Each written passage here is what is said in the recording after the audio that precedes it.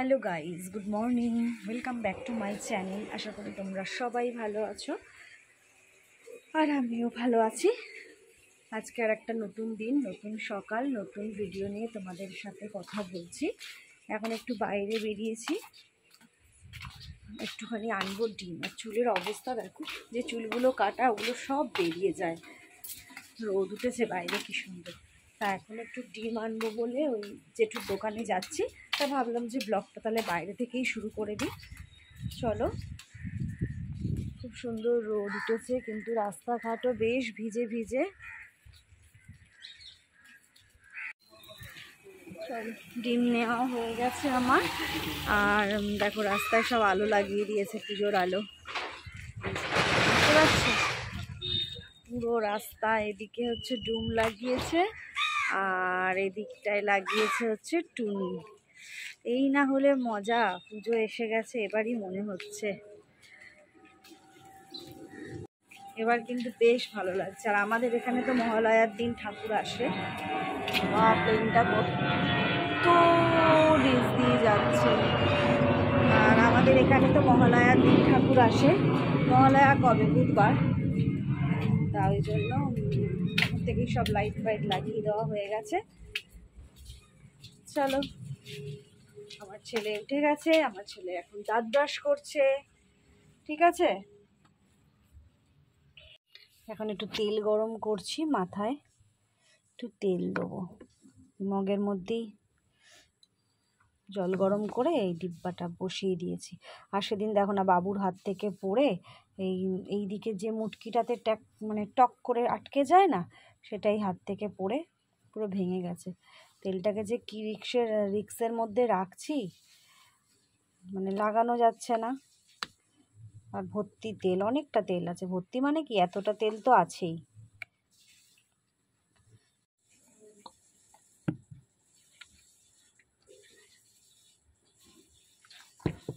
আজ একটু শ্যাম্পু করবো। শ্যাম্পু একটু, এখন তো আর তেল ঠেল মাখাই হয় না। এই রিলসের চক্করে, এটা চক্করে, ওটা চক্করে মাথায় আর তেল, নাহলে আমি তেল না দিয়ে একদম থাকতে পারতাম না। মানে কি, আমার চুলের যত্ন করতে গেলে আমাকে তেল একটু দিতেই হতো মাথায়। কিন্তু এখন সব বন্ধ হয়ে গেছে, সব বন্ধ হয়ে গেছে। ডিম সেদ্ধ বসিয়ে দিয়েছি, এখনো ভাত বসাইনি, ভাতও বসাবো। তেলটা আগে মেখে নিই, ছেলেকে একটু কমপ্ল্যান দেবো। নিজেও ভাবছি আজকে একটু হরলিক্স খাবো। হরলিক্সটা শেষ হয়ে এসছে। আজকে ছেলের এক্সাম শেষ। কি মজা, ছেলেরও মজা, ছেলের মায়েরও মজা, দুজনেরই মজা। ছেলের এক্সাম শেষ, দুজনেরই মজা, মা ছেলের।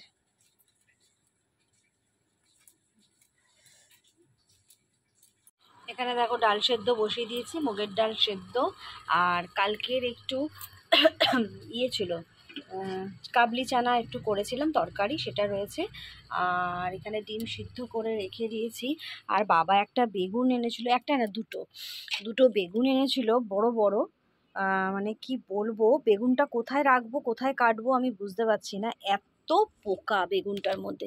এই দেখো, পুরো দেখেছো, এই এক ব্যাগ পুরো বেগুনটা কাটা। পোকা গিজগিজ করছে বেগুনটার মধ্যে। যেখানেই আমি কাটছি সেখানেই পোকা, যেখানেই কাটছি সেখানেই পোকা। আর কালকে একটু ফুলকপি দিয়ে কাবলি চানা করেছিলাম, খেলি না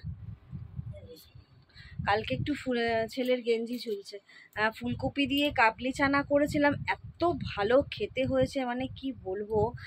ভেবেছিলাম পনির দিলেই হয়তো ভালো হবে, কিন্তু পনির ছাড়াও যে কাবলি চানার তরকারিটা এত ভালো হয়েছে। ওই একটু রনির জন্য রেখে দিয়েছি। রনির পাউরুটি আছে, ওই দিয়ে খেয়ে নেবে।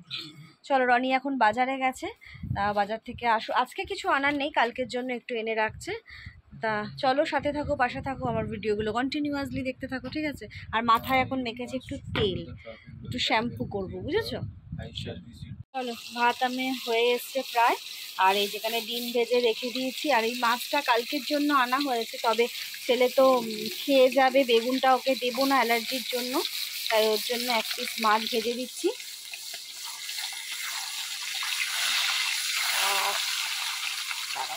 সবার সাথেই তোমাদেরকে একবার সকালবেলা করে আজকে দেখাই, সবাইকেই একবার করে দেখাই। আজকে সুযোগ পেয়েছি দেখানো। এই যে চেনো? আদিবাসী নেই কেন আদিবাসী নেই? ও আচ্ছা আচ্ছা, একজন তো আদিবাসী আছে বিছানায় বসে। রনি গরমে তো গেঞ্জিটা খুলেই থাকে বেশিরভাগ, ওই জন্য আজকে পরে আছে, নখ কাটছিল, দেখিয়ে দিয়ে একবার, দেখাতে তো পারি না। বলো বলো, কিছুই বলার নেই। চলো একদম অনেকক্ষণ প্রায় বিকেল 4টে বাজে। সেই সকালে দেখেছিলে রান্না করেছি, কি করেছি, তাও কি কতটা কি ভিডিও করেছি সেটাও আমি তোমাদেরকে বলতে পারবো না। তা একটুখানি কিছু সমস্যা এসে গেছিলো, তার জন্য আমি ভিডিওটা কন্টিনিউ করিনি, ভিডিওটা অফই করে দিয়েছিলাম, অনেকটাই সমস্যা হয়ে গেছিলো। তা যাই হোক, আবার বিকেলবেলা থেকে ভাবলাম যে ভিডিওটা যতটুকু করেছি ছেড়ে দিই, কিন্তু না, ভাবলাম যে না, ব্লগটা শুরু যখন করেছি, আজকে তোমাদেরকে কোনো বড় ভিডিও দিতে পারিনি, শুরু যখন করেছি তাহলে শেষও করব। তা সেই জন্য এখন একটু রেডি হয়েছি, এখন একটু বেরোচ্ছি বলতে গেলে হঠাৎ করে আমাদের ক্লাবে জয়ন্তী কাকিমার তো হাতটা ভেঙে গেছিলো, আমি তো তোমাদেরকে বলিনি, হাতটা ভেঙে গেছিলো। তা কাকিমার কালকে অপারেশান হয়েছে, তা আমি তো দেখতে যেতে পারিনি, আমাদের এই দমদমেই হয়েছে। তা ভাবলাম যে আজকে যখন ছেলের এক্সাম শেষই হয়ে গেছে, তা আমি একটু যাই, গিয়ে কাকিমাকে দেখে আসি। তাই জন্য রেডিওতে 4:30 থেকে 5:30 পর্যন্ত নার্সিংহোমে ঢুকতে দেয়। তা আমি 4টেই বেরোই, আস্তে আস্তে যেতে যেতে টাইম হয়ে যাবে। ঠিক আছে, চলো, তার সাথে থেকেও পাশে থেকেও, আমি ভিডিওটা এইভাবে দিলাম বলে কিছু মাইন্ড করো না, দেখতে থাকো, আরও কিছু দেখবে আজকে।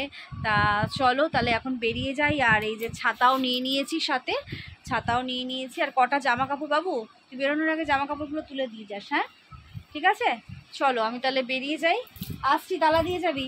চলো, একটু দোকানে এসছি, কাকিমার একটু বিস্কুট নিয়ে যাব, কাকিমার জন্যেই নেব, কি খাবে না খাবে আমি তো জানি না। এই যে এই একটা কেক নিয়েছি, এই রে দাঁড়া পড়ে গেল, এই একটা কেক, এই একটা ওরিও বিস্কুট, আর একটা হচ্ছে ডার্ক ফ্যান্টাসি। বুঝতে পারছি না তো অপারেশন হয়েছে কি খাবে না খাবে, তার জন্য এইগুলোই নিলাম, মিষ্টির ওপর দিয়েই নিলাম। ঠিক আছে, চলো আস্তে আস্তে হাঁটতে হাঁটতে চলে যাই। 4:30 থাকে তো মানে ঢুকতে দেয়। রীতা কাকিমাকে ফোন করলাম, কাকিমা বলে দিল কত নাম্বার কেবিনে আছে, যদি না কাকুকে দেখতেও পাই তাহলে ওই কেবিনের নাম্বারটা বললে যদি দেয় তাই যাব।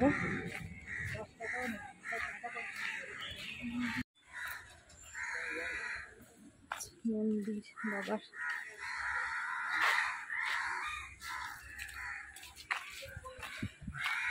অনেক দিন পর পঞ্চাননতলা দিয়ে যাচ্ছি। আগে যখন রনি এখানে গাড়ি রাখতো তখন ঘন ঘন এখান থেকে যেতাম, এখন তো আর রাখে না, এই দিকটা আসিও না।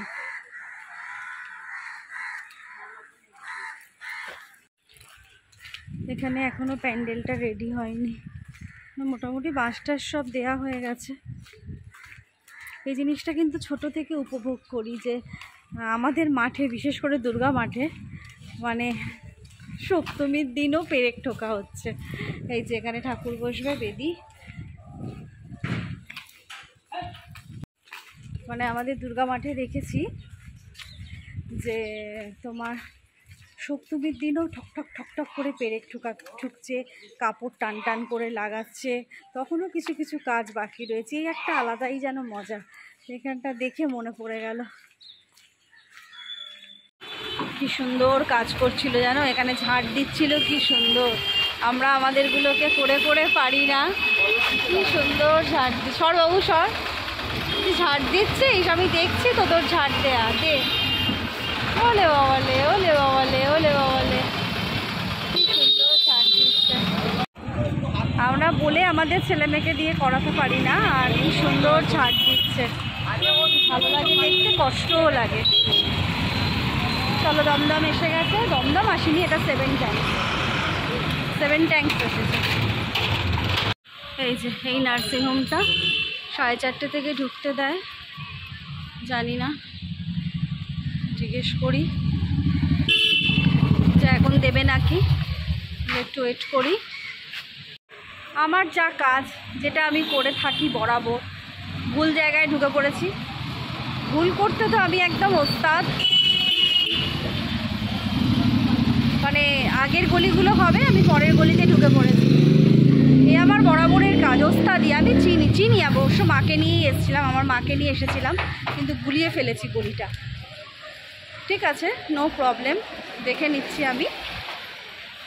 পাইসি গো, পাইসি। এই যে দেখেছো লেখা আছে, এই যে নিরাময় নার্সিংহোম, এই নার্সিংহোমটা। ঠিক আছে, চলো। এখন আমি রিসেপশানে বসে আছি, আর 4:30 না বাজলে তো ভেতরে যেতে দেবে না। আমার সাথে অনেকেই বসে আছে, আর রীতা কাকিমা আসছে বলল তুই যা। আসছে এই ডক্টরকে দেখতে পাচ্ছ, ডক্টর অমরিশ কুমার ঝা। তোমরা অনেকেই হয়তো ওনার নাম শুনেছ, এটা ওনারই নার্সিংহোম। আর তা ওনাকে একটু ভালো করে তোমাদেরকে দেখিয়ে দিল। তা চলো এবার কাকিমার কাছে যাওয়া যাক। আর কাকিমাকে দেখে বেরিয়েও গেছি, ওখানে যেহেতু ভিডিও করা অ্যালাউ নেই, তাই কাকিমাকে দেখাতে পারলাম না। আর এত সুন্দর লিফটের ভেতরটা, নিচটা দেখো কি সুন্দর পাথর লাগানো। আর রীতা কাকিমা একটুখানি জয়ন্তী কাকিমার হাজবেন্ড কাকুর সাথে একটু মজা করছে। ওই গল্প করতে করতে আমরা 3 জনে মজাও করেছি বেশ। আমরা নার্সিংহোম থেকে বেরিয়ে গেছি, এখানে কাকু আছে, আমরা একটু চা খাবো। চা খাই, তাহলে কাকিমাকে দেখতে এসেছিলাম।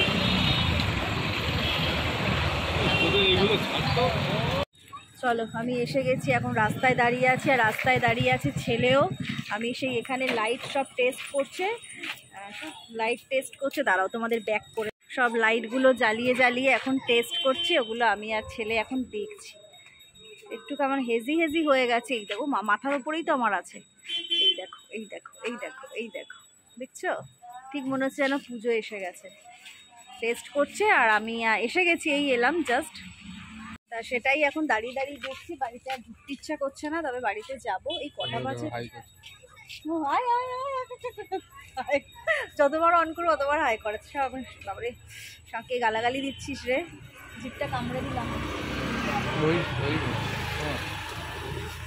হতে পারে। চলো, কি গরম লাগছে বাবা। ও বাবু, এদিকে এসো।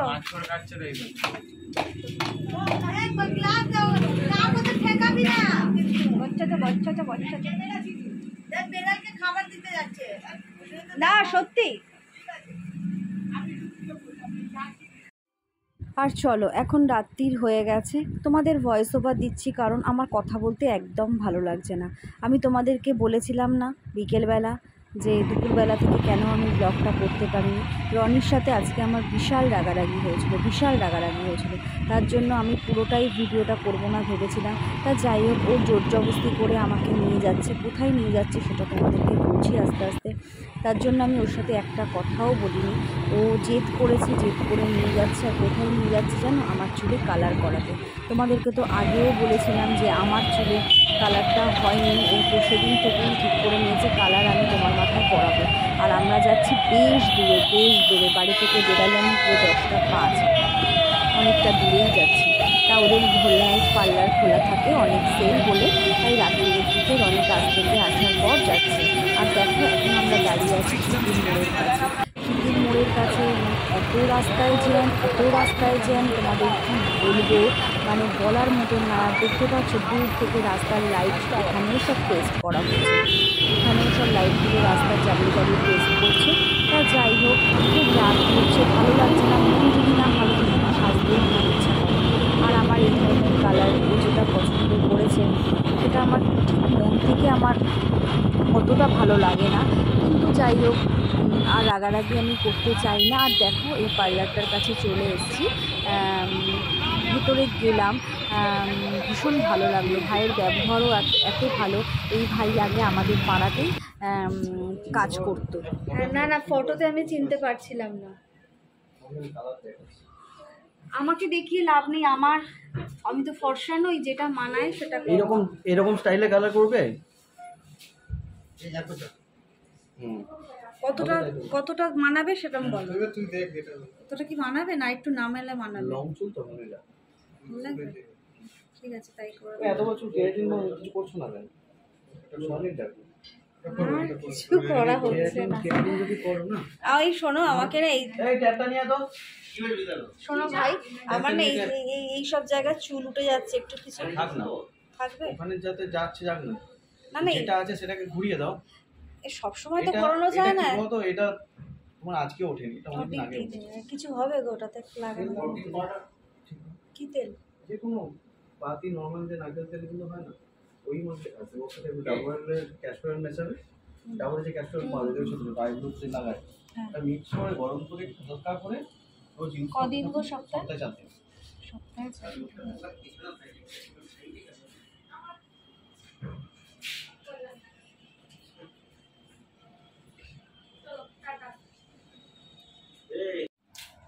চলো, ওরা চুলে কারুকার্য করা শুরু করে দিয়েছে আর ভাই খুব যত্ন সহকারে করছে। যদিও ভাইকে তোমাদের ফেস টু ফেস দেখাতে পারলাম না। ভাইয়ের চুলটা দেখছো করছে, ভাইয়ের চুলটাও কিন্তু ওই রকমই সিল্কি, দারুণ সুন্দর স্ট্রেট করা।